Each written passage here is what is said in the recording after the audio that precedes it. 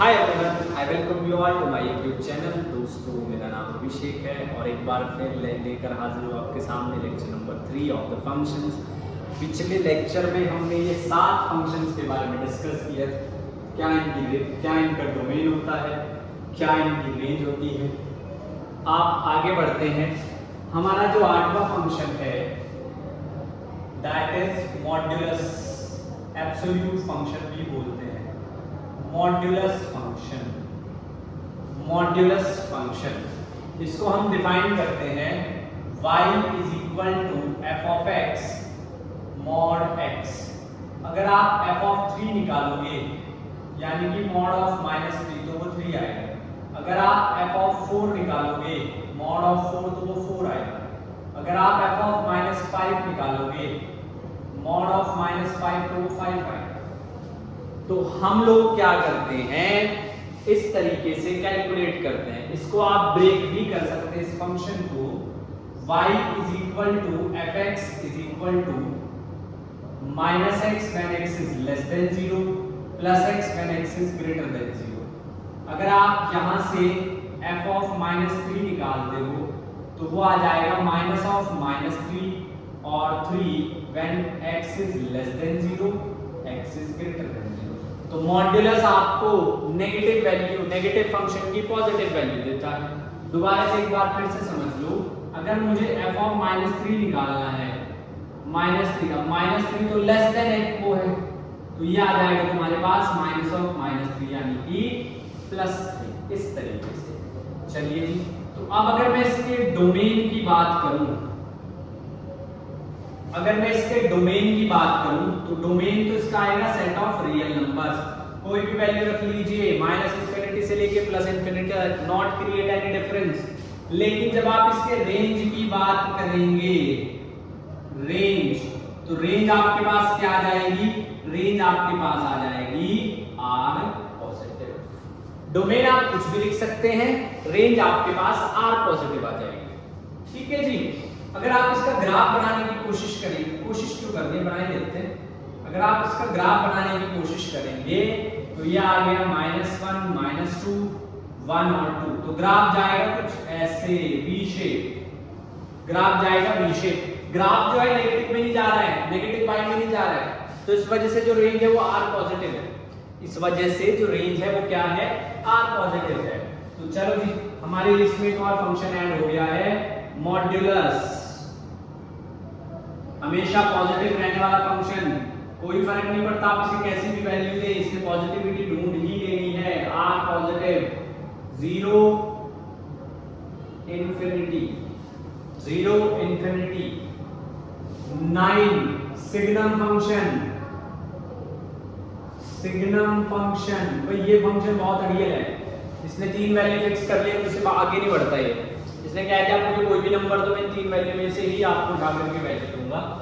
तो y is equal to f of x mod x upon x और 0 जब x not equal to 0 जब x equal to 0 तब ये बात होती है। थोड़ा और इसको एक्सपेंड करेंगे।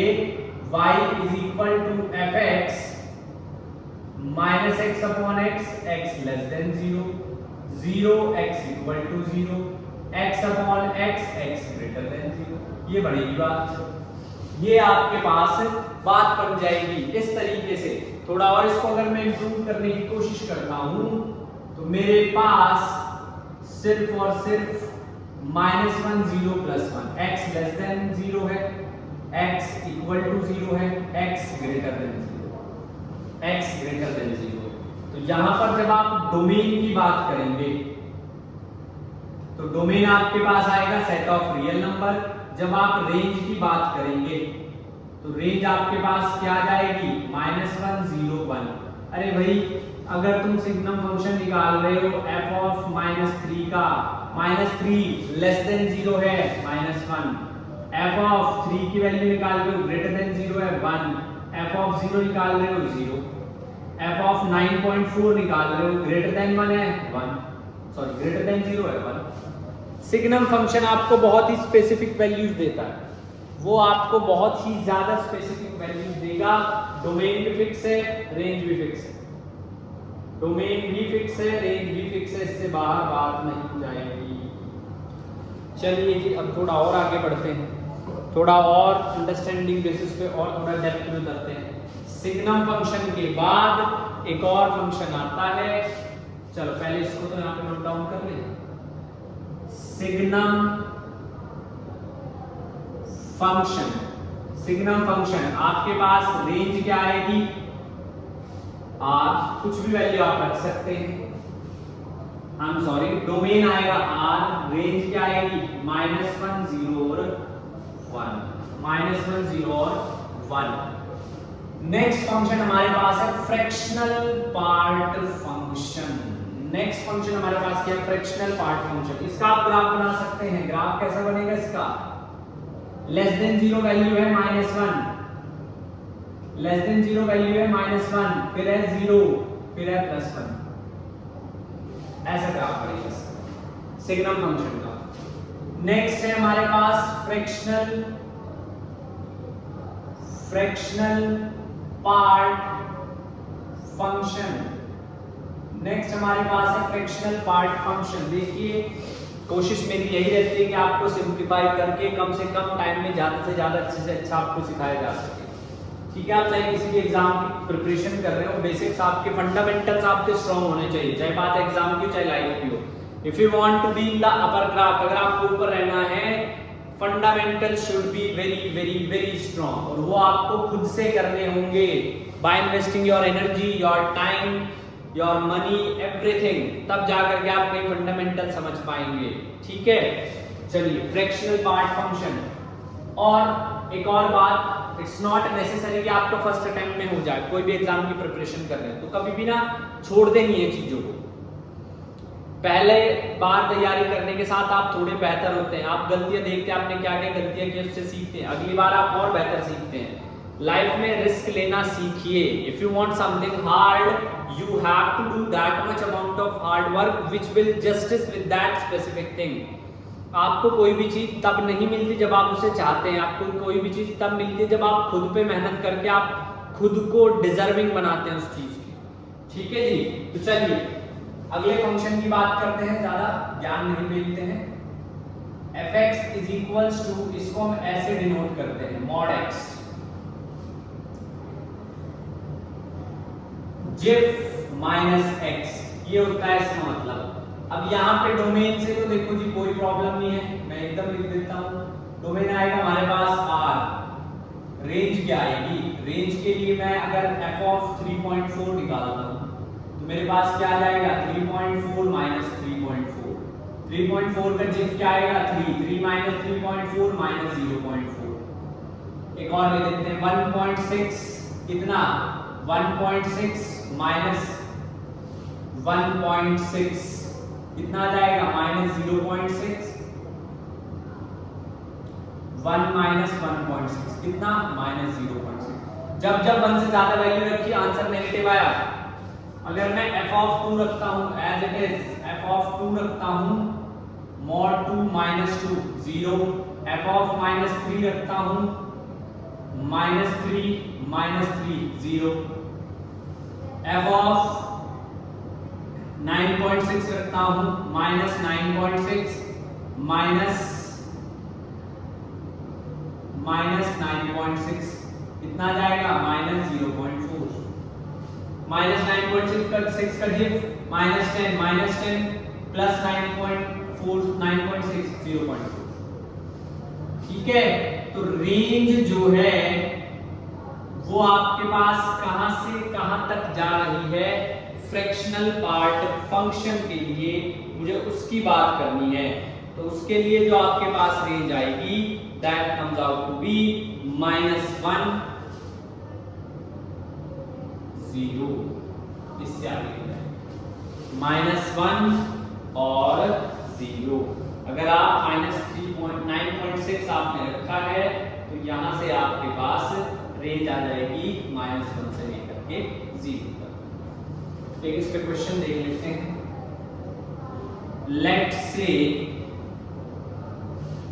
z is y and y is mod x minus x, where x is positive but not integer. x positive तो है लेकिन इंटीजर नहीं है. Find the value of z. Find the value of z. आपने z की value बतानी. Find the value of z. आपने z की वैल्यू बतानी है. As simple as that. तो z की वैल्यू आप कैसे बताएंगे? कुछ नहीं करना है भाई. z की वैल्यू कैलकुलेट करने के लिए इंटीजर नहीं है, डेसिमल है, कोई भी पॉजिटिव डेसिमल कोई भी वैल्यू डालो. 3.4 x को मैंने ले लिया 3.4. y कितना आ जाएगा? 3.4 माइनस 3.4 कितना आ गया? माइनस 0.4. 3.4 का जीप आ जाएगा 3 और z इज माइनस 0.4 कितना आ गया? -1. -1 आंसर. तो 10th आपके पास फंक्शन आया है फ्रैक्शनल पार्ट फंक्शन. डोमेन कुछ भी लिखो भाई. r रेंज -1,0 या 0,1. कैसे भी लिख सकते, दैट डिपेंड्स ऑन. ऐसे भी हो सकता है, ऐसे भी हो सकता है, दैट डिपेंड्स ऑन यू. ठीक है. पॉलिनोमियल फंक्शन यानी कि a0, a1x, a2x square, an, xn. Constant function y is equals to fx equal to k. Identity fx equal to x. Rational fx is equal to px upon qx. GIF fx is equal to x. Exponential fx is equals to e raised to the power x या a raised to the power x. log fx is equal to log a base x. Modulus fx is equal to mod x. Signum fx is equal to mod x upon x. जब x not equal to 0 हो, जब x equal to 0 तो 0. Fractional part fx is equal to this. These are 10 types of functions. अभी और भी रहते हैं.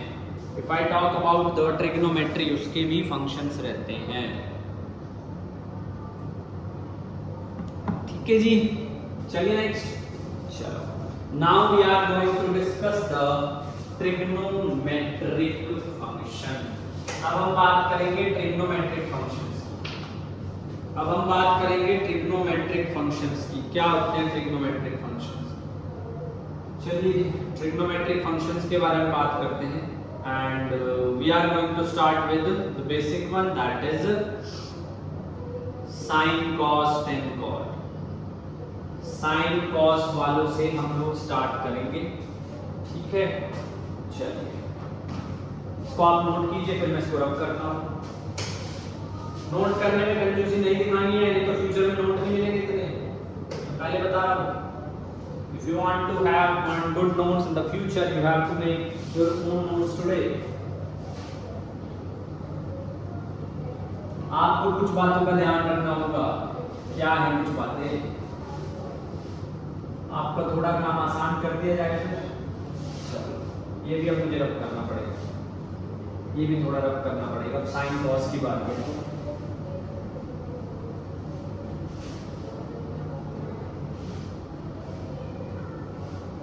Sine cos की बारी है तो ये भी मुझे थोड़ा सा रब करना पड़ेगा. अब थोड़ा टेबल बना ली जाए. थोड़ा टेबल बना लिया है. 0, 15, 30. अरे 15 क्यों रखना? 0, 30, 45, 60, 90. साइन नहीं, ऐसा करते हैं. मैक्सिमम और मिनिमम वैल्यू की बात करते हैं. इसकी जरूरत नहीं है, ये फिर और लेंथी हो जाएगा, कॉम्प्लिकेटेड हो जाएगा. सबसे पहले साइन की बात करूं. अगर sine x is equal to fx equal to y, आप x की कोई भी वैल्यू रख सकते हैं. डोमेन क्या आएगा? सेट ऑफ रियल नंबर्स, क्योंकि एक नॉर्मल सा फंक्शन है. साइन की मैक्सिमम वैल्यू क्या होगी? 1. Minimum value -1. तो रेंज क्या आ जाएगी? साइन के लिए रेंज क्या आ जाएगी भाई, -1 से +1। कॉस पे आ जाइए, इधर देखते हैं, function domain range, function domain range. सबसे पहले sine x, domain set of real number, range -1 से +1, -1 से +1। कॉस पे आ जाइए, cos x, रेंज कुछ भी रख लो, डोमेन -1 से +1, -1 से +1। tan x, फंक्शन ये है, डोमेन यानी कि x, रेंज यानी कि y। y is equals to sin x, y equals to cos x, y equal to tan x। अगर आप tan x को ध्यान से देखेंगे तो tan x जो है, tan x जो है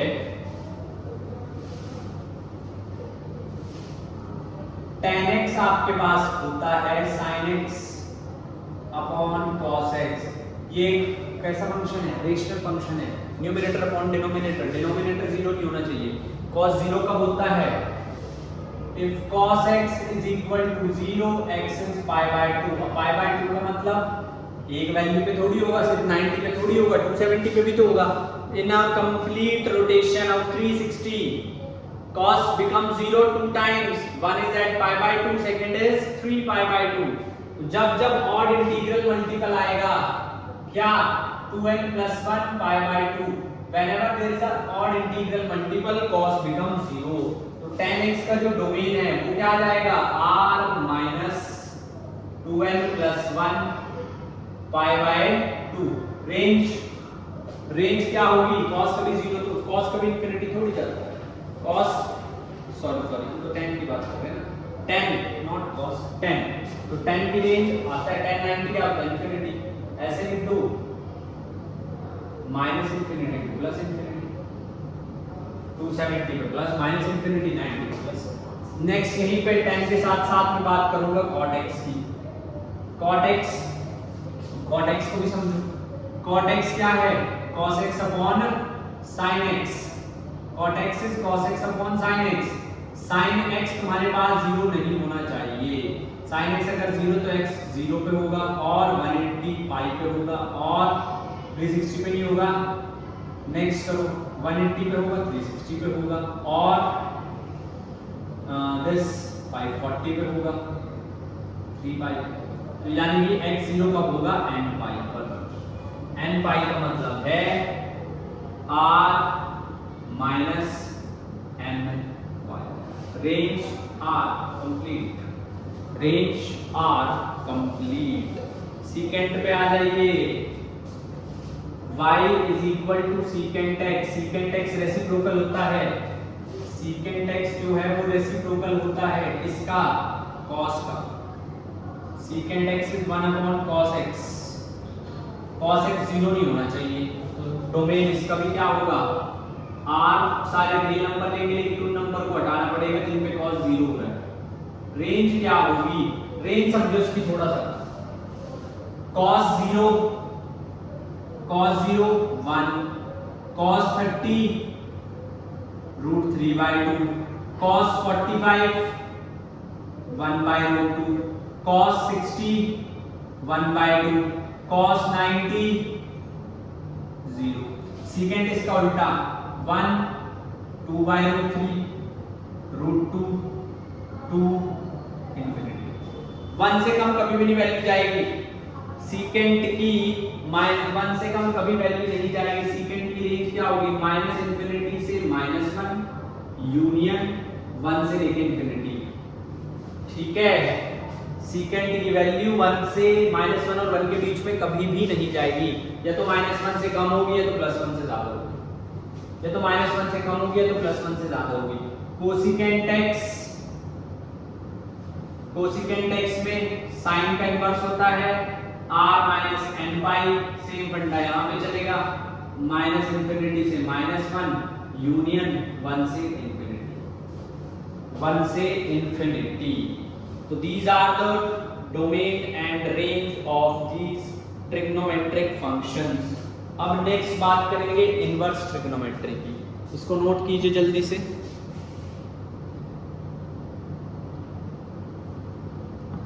नेक्स्ट बात करेंगे inverse trigonometry.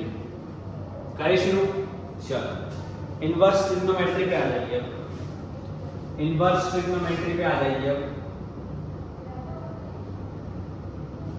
y is equal to sin inverse x, cos inverse x, tan inverse x, cot inverse x, secant inverse x, cosecant inverse x। Domain की बात करते हैं। सबसे पहले आ जाइए x की वैल्यू पे क्या से क्या रखूं। देखिए sin इनवर्स का जो डोमेन है वो कहां से कहां तक आता है, जो रेंज होगी वो डोमेन हो जाएगा। इनवर्स है, अरे ट्रिग्नो का इनवर्स है, जो डोमेन है वो रेंज बन जाएगी, जो रेंज है वो डोमेन। रेंज क्या हो जाएगी, -π/2 से π/2 तक। cos इनवर्स x का -1 से 1 तक। x को इस बार आपने न्यूमेरिकल वैल्यू डालनी है, x का एंगल थोड़ी डालना। -1 से 1 तक। cos 1 कब होता है, 0 पे, -1 पाई पे, तो 0 से पाई पे जाएगी किसकी, cos इनवर्स x की। नेक्स्ट मेरे पास है tan inverse x। tan inverse x का डोमेन x की कुछ भी वैल्यू डाल लो तुम, π/2 0 1 इंफिनिटी। रेंज क्या आ जाएगी, -π/2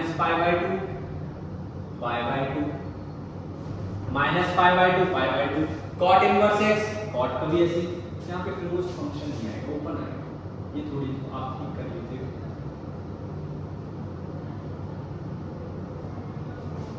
ये आप थोड़ा ठीक कर लीजिएगा, ठीक है। cos नहीं, यहाँ पे तो क्लोज ही आएगा। हाँ अब ठीक है। नेक्स्ट आ जाइए cot inverse x। cot inverse x कहां से कहां तक, 0 से π तक। नेक्स्ट आ जाओ secant inverse x। secant inverse x पे देखो अब वैल्यू कहां से कहां तक जाएगी, वैल्यू जाएगी -∞ से -1 यूनियन 1 से लेकर के infinity. secant inverse x, cosecant inverse x, cos inverse x का रेसिप्रोकल है तो 0 to π -π/2 cosecant inverse x। Cosecant inverse x को क्या लिखेंगे, नहीं